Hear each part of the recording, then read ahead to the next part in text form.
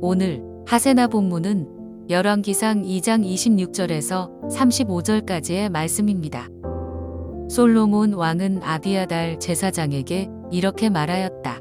제사장께서는 상속받은 땅 아나돗으로 가시어 제사장께서는 이미 죽었어야 할 목숨이지만 나의 아버지 다윗 앞에서 제사장으로서 주 하나님의 법궤를 메었고 또 나의 아버지께서 고통을 받으실 때에 그 모든 고통을 함께 나누었기 때문에 오늘은 내가 제사장을 죽이지는 않겠소. 솔로몬은 아비아달을 주님의 제사장직에서 파면하여 내쫓았다.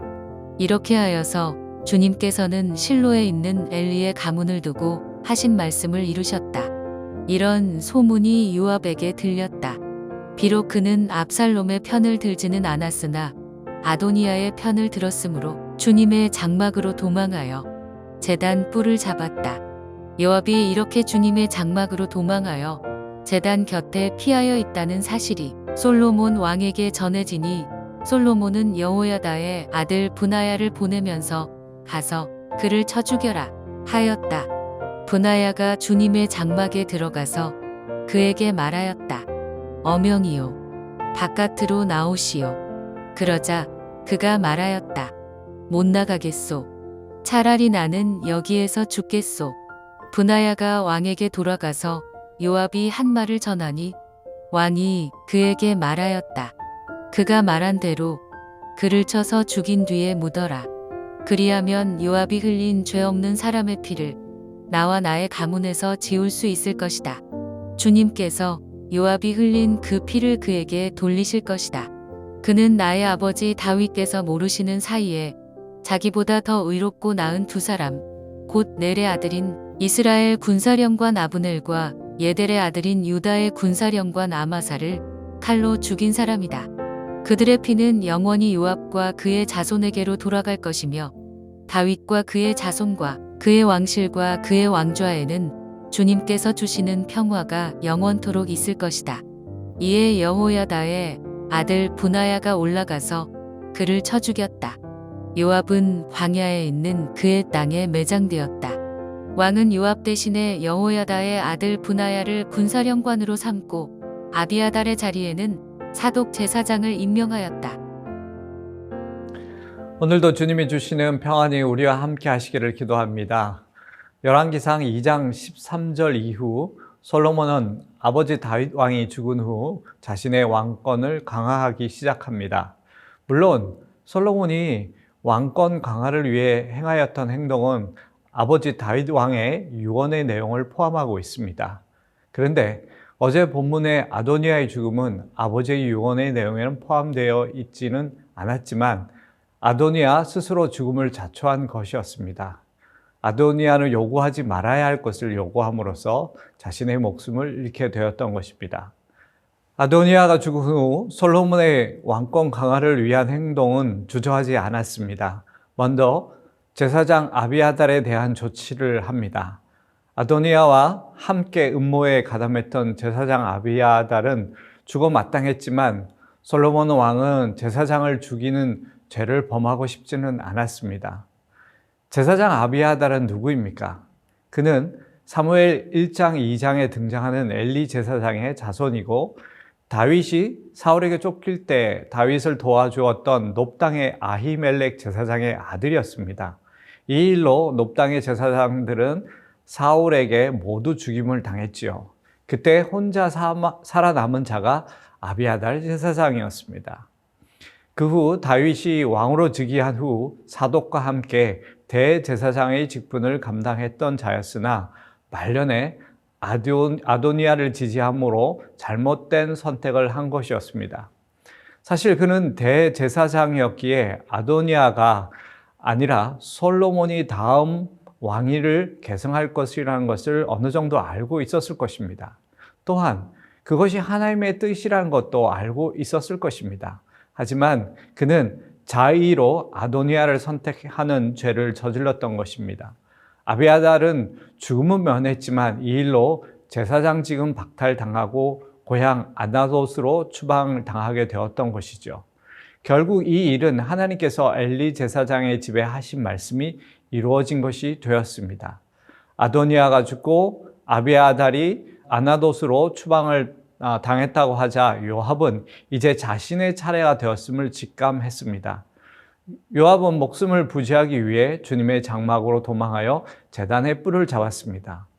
제단의 뿔은 번제단의 네 기퉁이 위로 뾰족하게 돌출된 부분을 말합니다. 이 뿔에 제물의 피를 발랐기 때문에 당시의 사람들은 신성하게 여겼고 이곳에서 하나님과 인간의 연합이 가능하다고 믿었습니다. 그래서 약자와 더불어 억울한 자, 죄인들이 바로 이것을 잡음으로 하나님의 능력으로 구원받기를 기대했던 것입니다. 그래서 제단의 뿔을 잡는 사람은 적절한 재판 과정을 통해서 유죄 판결이 날 때까지 보호를 받을 수 있었습니다. 그런데 요압의 이런 행동에도 불구하고 솔로몬은 그 자리에서 끌어내어 그를 쳐 죽이라고 명령합니다. 아도니아는 뿔을 잡고 생명을 보존했습니다. 그러나 요압에게는 정당한 재판 없이 죽이라고 명령을 합니다. 왜 그런 것일까요? 솔로몬은 요압의 반역죄를 언급하지 않고 있습니다. 요압을 죽일 이유는 오랜 세월 동안 정의가 실현되지 않은 살인죄를 적용하고 있습니다. 이미 요압이 저질렀던 무고한 사람을 죽였던 살인죄는 이미 이스라엘 사회가 다 알고 있는 그런 내용이었죠. 요압은 다윗 왕의 이복 여동생의 아들입니다. 용맹한 장수로 다윗의 군대 지휘관으로서 막강한 권력을 가지고 있었습니다.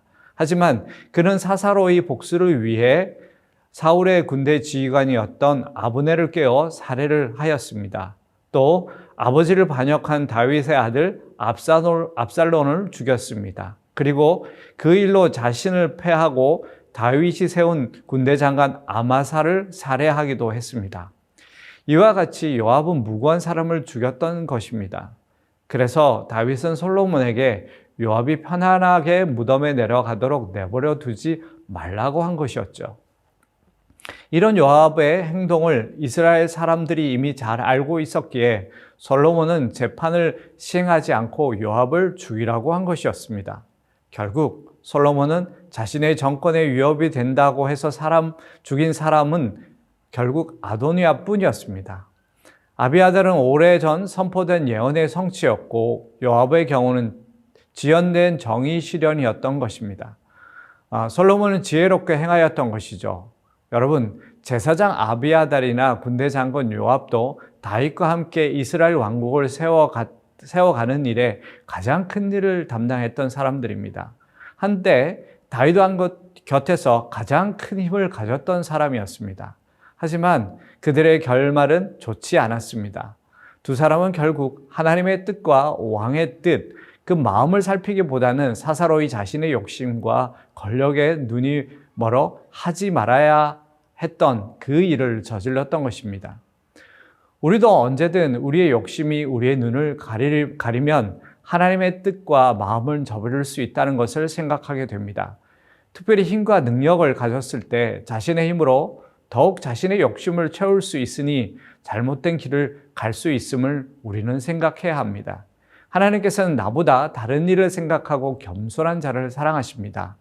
잠언 18장 12절에 보면 사람의 마음이 오만하면 멸망이 뒤따르지만 겸손하면 영광이 뒤따른다는 말씀이 있습니다.